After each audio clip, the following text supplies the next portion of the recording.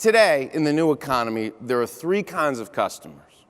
There are satisfied customers, customers you're doing business with today, that they're satisfied, but they will shop on price, and the research indicates eventually they're probably going to do business with somebody else. It's a satisfied customer. There are loyal customers. You have a lot of loyal customers. You wouldn't be where you are today. There's a lot of loyal customers. A lot of customers that when given the opportunity would not do business with anybody else but KI. That's loyalty. But there's a third level, and the third level is where growth happens. The third level is evangelism. See, evangelists are loyal customers that feel compelled to tell everybody else about you. And that's where referrals happen.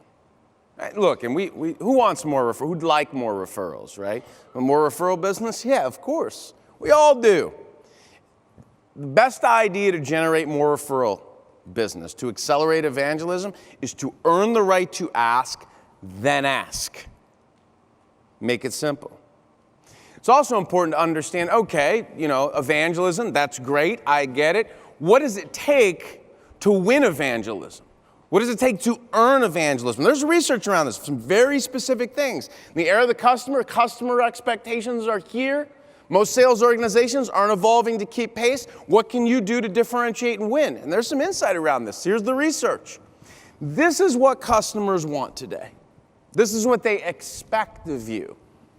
You've got to deliver unique, valuable market perspective. Help customers navigate alternatives and avoid landmines. Part of what's happening today is customers they're more informed than they've ever been, but at the same time, they're overwhelmed. Right? And that feeling of overwhelm and being time poor and anxiety produces fear. What the buyer fear is? Fear of making a mistake. Which, and I'll admit this, it's a little embarrassing, but I'll admit this. I've driven the same automobile for 10 years. I've been shopping for a new car for 5. But I get so overwhelmed by the experience and I'm afraid to make a mistake, I just default to driving the same car and no decision gets made. And I've walked in 50 car dealerships. No one can close me. I'm thinking about it. Education. We talked about the fact that the best sales reps are teachers. And you've got to be easy to do business with, right? You've got to be likable. Let's say the best thing to do if you're not likable is just to get out of sales. So find another job, right? So this clearly, there's clearly an opportunity here if we step up to meet it, right? Because most sales organizations, most individual contributors are not. Which brings us to our third insight. Third thing you got to do if you want to win in the era of the customer. And that's you've got to prepare.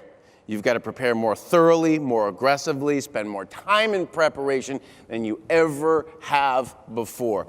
We saw it in the research. We saw top producers spending 5-6 hours preparing for a 15-minute touch point with a customer, thinking that, man, every touch point with a customer represents an opportunity to advance a relationship.